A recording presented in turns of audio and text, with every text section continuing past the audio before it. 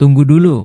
Sebelum lanjut, pastikan kalian menekan tombol subscribe dulu ya, biar kalian gak ketinggalan aksi-aksi seru Boruto. Pertarungan dimulai ketika Himawari berhasil menjatuhkan Jura dengan serangan lock-on miliknya. Jura terhempas ke tanah dan tidak bisa langsung bangkit.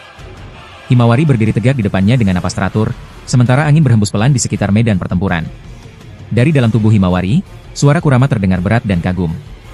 Aku tidak percaya, Himawari. Seranganmu tadi luar biasa akurat dan kuat. Bahkan untuk ukuran manusia, itu terlalu sempurna. Himawari menatap Jura yang terbaring lemah dan menjawab dengan nada tenang. Mungkin kekuatanku memang meningkat, Kurama. Tapi aku tidak tahu sampai kapan aku bisa mempertahankan ini. Tak jauh dari sana, Minato yang melihat aksi cucunya tersenyum bangga. Ia berhasil melepaskan diri dari ikatan Hidari setelah Shinju itu masuk ke dalam limiter untuk mencoba menolong Jura. Melihat peluang, Minato segera berteleportasi mendekati Jura dan mengaktifkan jutsu penyegelan. Segel itu sama seperti yang pernah ia gunakan untuk menyegel Jura di kuil klan Uzumaki dulu. Hidari muncul beberapa saat kemudian. Ia tampak terkejut melihat tubuh Jura yang kini tersegel dan tidak bisa bergerak. Ia mundur beberapa langkah dengan ekspresi heran.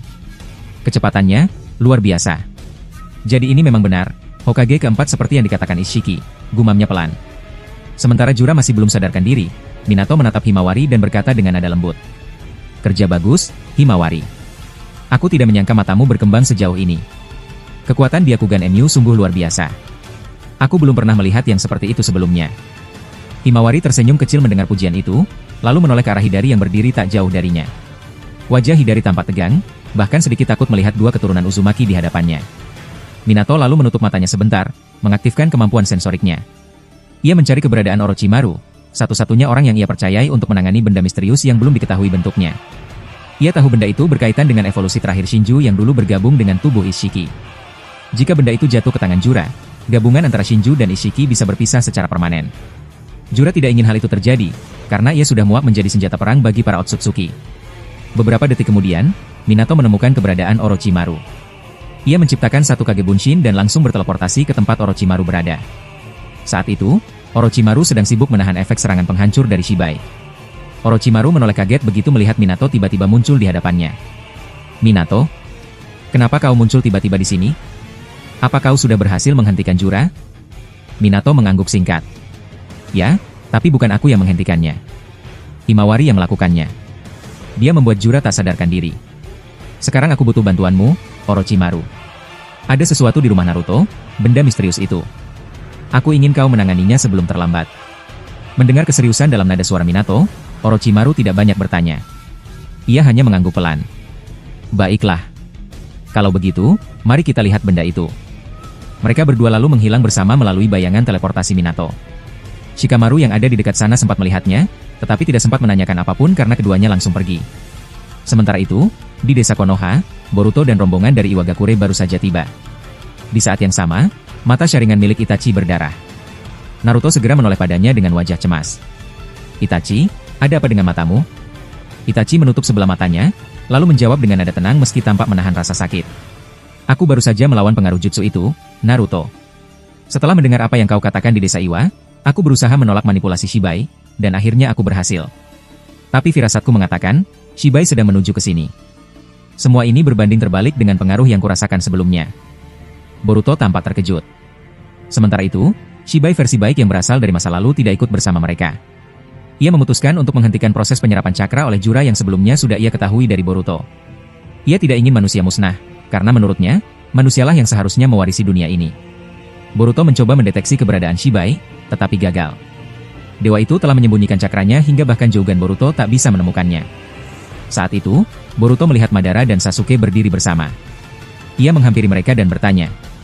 Efek serangan itu luar biasa besar, tapi kenapa desa ini tampak baik-baik saja, Guru? Siapa yang melindunginya? Hagoromo yang berdiri di sana menjawab. Anak bernama Daemon. Dia mengaktifkan kekuatan refleksi miliknya untuk membuat perisai pelindung. Aku juga membantunya menyerap sisa ledakan dari serangan Shibai.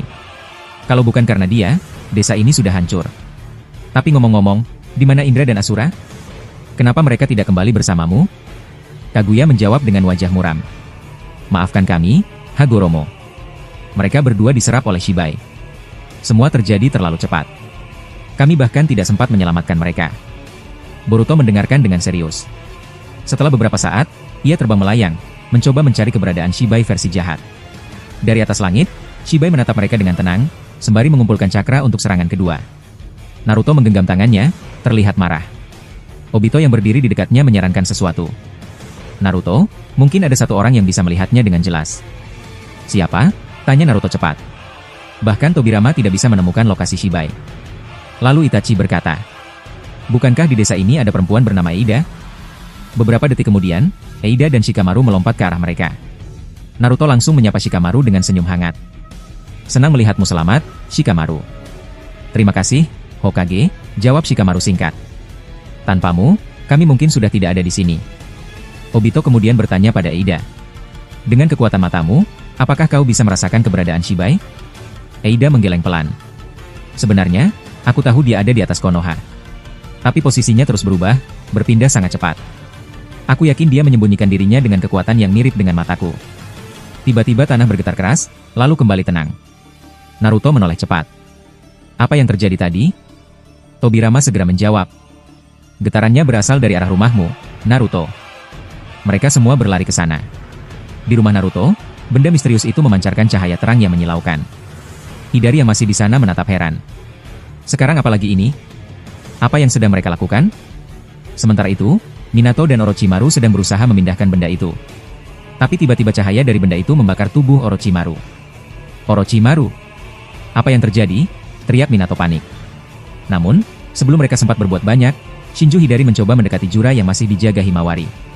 Ia mencoba melepas segel Minato, tapi gagal.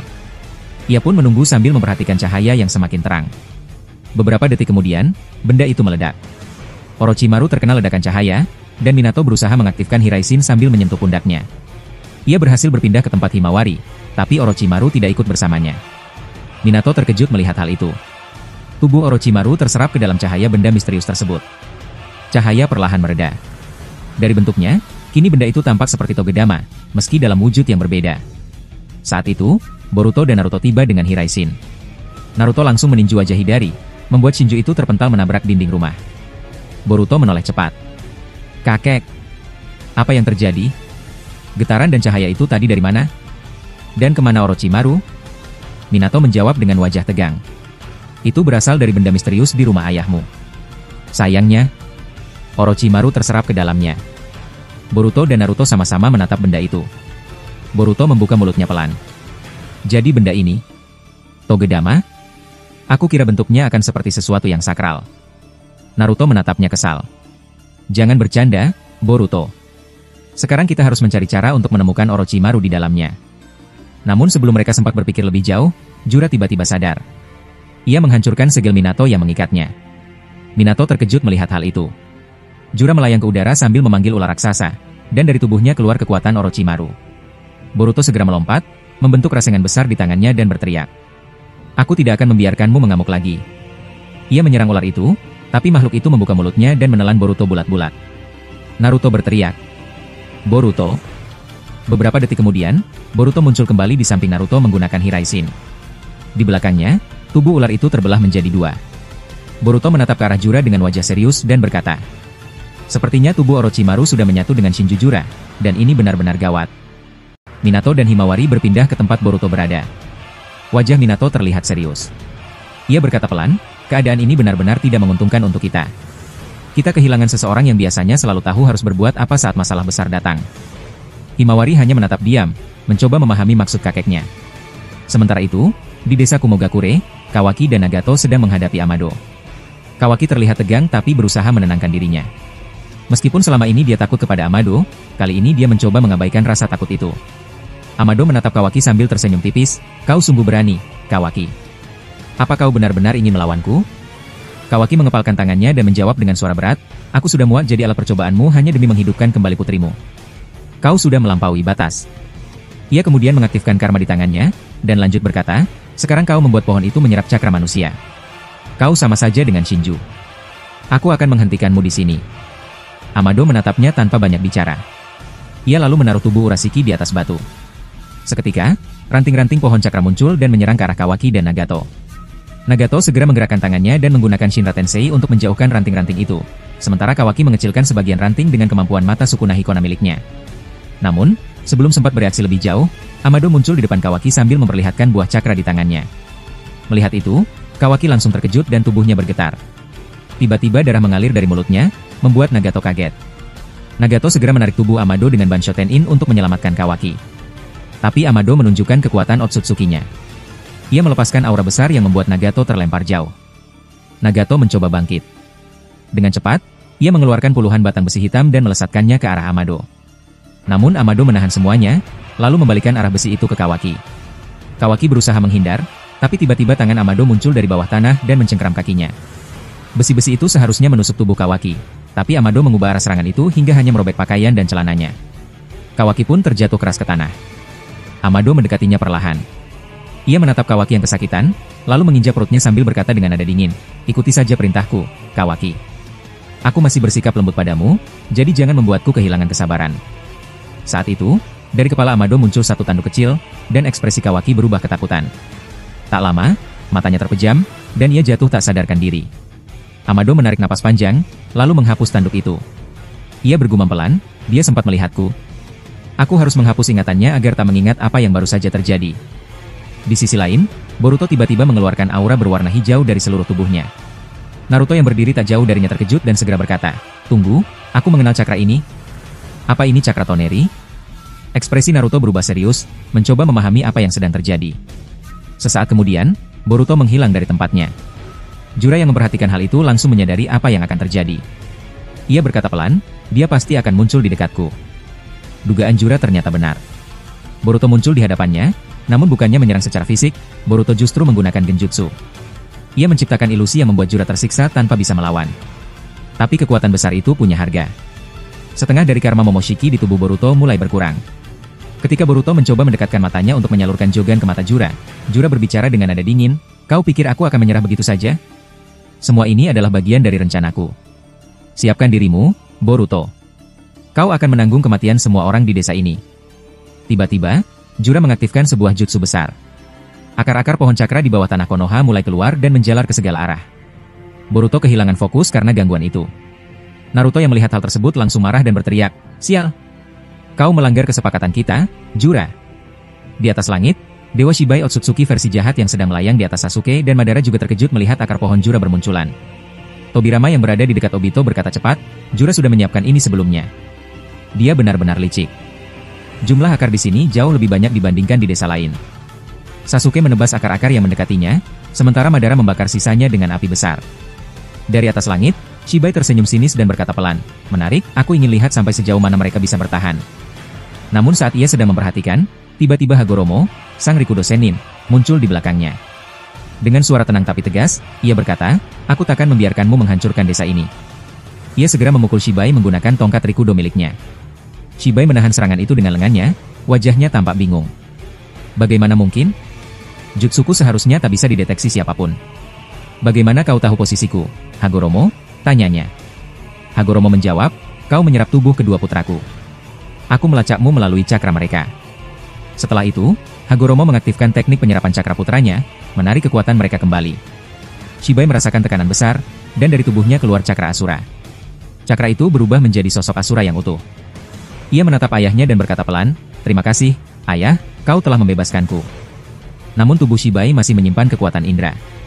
Ia menolak melepaskannya, lalu memunculkan Susanoo raksasa dan memanah mereka dengan panah besar. Asura segera membentuk jutsu mirip rasengan yang diisi energi alam, menahan serangan panas dari Susanoo tersebut. Hagoromo kemudian mengeluarkan pedang Rikudo dan melemparkannya ke arah Shibai. Shibai mencoba menahan dengan lengan Susanoo, tapi pedang itu langsung menghancurkannya. Shibai hampir terkena pedang itu.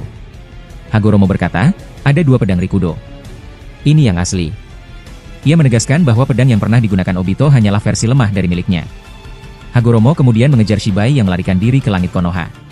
Sementara itu, Boruto masih berusaha menahan serangan akar-akar yang semakin banyak. Momoshiki tiba-tiba muncul dari arah lain dan membantu Boruto. Ia mengeluarkan 5 kepala ular raksasa yang berusaha mengikat akar-akar itu. Beberapa berhasil dijinakkan. Tapi Jura melancarkan serangan besar lain dengan menembakkan biju udama dari matanya. Minato segera mengeluarkan kunai Hiraisin dan memindahkan semua biju udama itu keluar desa. Ledakan besar terjadi berulang kali di kejauhan, tapi Konoha tetap aman. Shinju Hidari yang memperhatikan dari jauh bergumam, "Percuma. Selama pria berambut kuning itu ada, semua serangan akan lenyap dari sini." Saat Hidari hendak membantu Jura dan menyerang Naruto, tiba-tiba tubuhnya tertusuk pedang Totsuka milik Itachi. Naruto langsung berkata, luar biasa, Itachi-san. Segel dia sekarang. Itachi menjawab tenang, baik. Tubuh Hidari perlahan terserap masuk ke dalam pedang Totsuka dan tersegel di kendi Susanoo milik Itachi. Melihat itu, Jura tampak marah. Sementara Naruto dan Boruto merasa lega karena satu musuh sudah tumbang. Tapi wajah Itachi tetap datar. Naruto memperhatikan ekspresinya dan bertanya, ada apa, Itachi? Kau terlihat tidak tenang. Apa ada yang salah? Itachi menjawab pelan, kendi Susanoo ini belum tertutup. Seperti sedang menunggu sesuatu. Tiba-tiba, Sasuke yang sedang membantu para shinobi Konoha justru tertarik ke arah Naruto. Tubuhnya melayang terbalik, tak sempat bereaksi. Madara berteriak, Sasuke, dan berusaha mengejarnya, tapi terlambat. Obito juga berlari cepat, mengeluarkan elemen kayu untuk memotong akar-akar yang mencoba menahan Sasuke. Namun, seketika Sasuke tertarik lebih kuat dan melewati tubuh Boruto. Dalam sekejap, ia terserap masuk ke dalam kendi Susanoo milik Itachi. Tutup kendi itu menutup rapat, meninggalkan semua orang terdiam. Boruto menatap kendi itu dengan wajah kaget. Ia berkata pelan, apa yang baru saja terjadi? Paman Sasuke, apa dia baru saja tersegel oleh pedang Totsuka itu? Naruto tak menjawab. Ia hanya berdiri diam dengan wajah terkejut, mencoba memahami kejadian yang baru saja terjadi begitu cepat. Itachi tampak terkejut. Dengan nada serius ia berkata, ya, sial, sepertinya cakra milik Sasuke masih tertinggal di tubuh Shinju Hidari. Karena itu, proses penyegelan ini juga memengaruhi dirinya. Naruto menatap Itachi tajam, lalu segera berkata, kalau begitu, cepat lakukan sesuatu, Itachi. Kita harus menyelamatkan Sasuke. Namun Itachi menggeleng pelan. Belum bisa sekarang. Untuk membalikan jutsu ini dibutuhkan waktu, dan juga tumbal hidup sebagai syarat pertukarannya. Aku bisa melakukannya, tapi aku hanyalah mayat hidup, Naruto. Aku tak punya nyawa untuk dijadikan jaminan. Sementara itu, di desa Kumogakure, Amado tengah bertarung sengit melawan Kawaki dan Nagato. Saat keadaan mulai terdesak, Amado melarikan diri menuju desa Amegakure, tempat pertama kali ia datang ke bumi. Tubuhnya tiba-tiba melemah setelah terlalu banyak menggunakan buah cakra milik Shibai. Efek sampingnya sangat parah, membuat Kawaki dan Nagato hampir berhasil membunuhnya. Namun Amado masih sempat membuka portal dan kabur. Ia muncul di desa Ame dalam keadaan lemah dan terjatuh di tanah. Nafasnya terengah-engah. Tapi belum sempat beristirahat, Kawaki dan Nagato sudah berhasil menyusulnya. Amado menatap mereka dengan wajah lelah dan kesal. Sialan kau, Kawaki, katanya pelan namun tajam. Kawaki hanya mengerutkan kening. Sebelumnya kau tampak sangat kuat, tapi kenapa sekarang tubuhmu melemah seperti ini? Nagato ikut berbicara setelah memperhatikan sesuatu. Dia menyembunyikan sesuatu di sakunya. Sepertinya itu buah cakra. Dan dari kondisinya, dia gagal menggunakan buah itu. Tubuhnya sekarang menolak kekuatannya sendiri. Kawaki menatap Amado dengan emosi yang mulai memuncak. Kalau begitu, serahkan buah cakra itu padaku, Amado. Amado mencibir dengan wajah pucat. Tidak semudah itu, Kawaki. Aku mendapatkannya dengan susah payah, bahkan harus mengacaukan waktu dan sejarah. Jadi jangan berharap bisa mengambilnya begitu saja. Dalam kepanikan dan sisa kekuatannya, Amado mengaktifkan kemampuan untuk memindahkan mereka bertiga ke masa lalu. Dalam sekejap, mereka tiba di desa Amegakure, sekitar 20 tahun sebelum waktu sekarang, masa ketika Pain sedang bertarung melawan Jiraiya. Nagato yang melihat hujan turun di desa itu tiba-tiba berhenti. Ia menatap langit dan merasakan sesuatu. Ini, cakraku sendiri, gumamnya pelan. Air hujan itu ternyata jutsu ciptaannya sendiri. Sementara itu, Amado mengeluarkan buah cakra Shibai dari sakunya. Dengan nada lemah tapi penuh ambisi, ia berkata, aku butuh buah ini. Kegagalanku sebelumnya adalah karena terlalu cepat. Sekarang aku bisa memperbaikinya. Jangan halangi aku. Jika kau membiarkanku, mungkin kau juga akan mendapatkan apa yang kau inginkan setelah anakku kembali. Kawaki menggeleng tidak percaya. Ucapanmu tidak masuk akal, Amado. Kau terlalu lemah sekarang untuk melakukan apapun. Tiba-tiba Amado melepaskan energi dari buah cakra itu. Ledakan besar terjadi. Kawaki terlempar menghantam bangunan, sedangkan Nagato yang berdiri agak jauh juga ikut terpukul gelombang kekuatannya. Amado lalu mengeluarkan sebuah pulpen kecil, alat sains ciptaannya. Ia berjalan tertatih ke arah Kawaki dan langsung menusukkan alat itu ke tangan Kawaki. Kawaki berteriak, apa yang kau lakukan, Amado? Amado menjawab cepat, aku hanya butuh sedikit energi karmamu, tidak lebih. Dengan marah, Kawaki menangkap tubuh Amado dan menatapnya tajam. Sepertinya kau benar-benar tidak bisa dihentikan. Kalau begitu, satu-satunya cara adalah membunuhmu di sini dan sekarang. Namun Amado buru-buru berkata dengan nada menahan sakit. Jika aku mati, kau tidak akan pernah bisa kembali ke masa depan bersama Boruto. Kawaki berhenti seketika. Matanya membulat. Apa maksudmu? Amado tersenyum tipis. Kita sekarang ada di masa 20 tahun yang lalu, Kawaki. Ini adalah masa ketika Naruto, orang yang sangat kau kagumi, masih remaja, dan sebentar lagi akan kehilangan gurunya hari ini.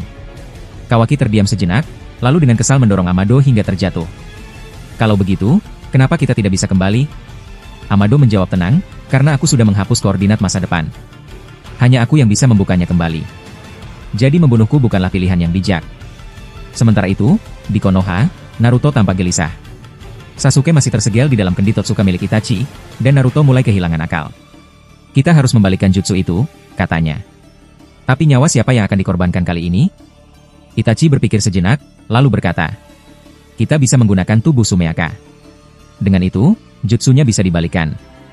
Boruto yang mendengar itu langsung menimpali. Tapi kita bahkan tidak tahu di mana mereka. Aku tak merasakan kehadiran Sumeaka sama sekali. Ia kemudian menatap ke arah Jura. Jura membalas tatapan itu dengan pandangan dingin. Aku tahu apa yang kau pikirkan, Boruto, katanya. Tapi aku tidak akan membantu begitu saja. Kalau kau ingin bantuanku, aku ingin imbalan. Aku tidak bekerja gratis. Boruto mengepalkan tangan. Wajahnya menegang menahan amarah. Namun dia tahu mereka butuh bantuan Jura. Di saat yang sama, Urashiki berbicara melalui tubuh Naruto. Berapa kali kalian akan menuruti keinginan Shinju? Betapa bodohnya kalian, Naruto. Kurama yang berada di dalam Naruto hanya mendengus pelan, tapi ia tidak membantah. Dalam hatinya, ia pun sependapat dengan Urashiki. Jura memang tidak bisa dipercaya. Boruto akhirnya menatap Jura lagi dan berkata dengan tegas. Baiklah, aku siap memenuhi syaratmu. Asal kau mau membantu kami. Namun Momoshiki tiba-tiba menolak dengan suara keras. Tidak, Boruto. Jangan lupa apa yang pernah kau janjikan padaku dulu. Aku tidak akan membiarkanmu melakukan hal ini. Jura tersenyum tipis dan mengeluarkan dua Sumeaka dari sisinya. Sekarang putuskan, Boruto. Kau mau menyelamatkan Sasuke atau menuruti Otsutsuki itu? Momochan tiba-tiba maju dan mengaktifkan mata Byakugan Shibai-nya. Seketika dua Sumeaka itu terhempas dan tubuh mereka hancur berkeping-keping. Naruto dan Boruto hanya bisa terpaku melihatnya. Ketegangan meningkat. Lalu suara lembut tapi tegas terdengar dari dalam tubuh Boruto, suara guru Shibai. Boruto, biarkan aku yang melakukannya. Aku akan menjadi tumbalnya. Boruto terkejut. Tidak. Kami masih membutuhkan Anda untuk menghadapi Shibai versi jahat itu. Jika Anda pergi, siapa yang akan melindungi dunia ini? Guru Shibai tersenyum tenang. Kau akan mendapatkanku dalam bentuk lain. Ambillah gulungan ini, di dalamnya ada semua informasi tentang kelemahan Shibai. Jika waktu rusak, mintalah bantuan pada Shibai masa lalu. Dan soal murid ketigaku, aku percaya kau bisa mengatasinya. Boruto terdiam lama, tidak sanggup menjawab. Ia hanya menunduk. Akhirnya ia berkata pada Jura. Terima kasih sudah membantu kami. Tapi kami tidak akan tunduk pada syaratmu. Kami akan memaksamu menarik kembali akar pohon cakra, termasuk dari desa kami. Namun dari kejauhan, seseorang sedang mengamati mereka. Kode, yang diperintah oleh Ishiki untuk mencari tahu tentang Jura, mendengar semua pembicaraan itu. Ia tersenyum licik dari balik reruntuhan. Jadi, guru Shibai ada di dalam tubuh Boruto. Menarik. Jika begitu, era Boruto sebentar lagi akan berakhir. Karena Shibai masa kini jauh lebih kuat dari dirinya di masa lalu.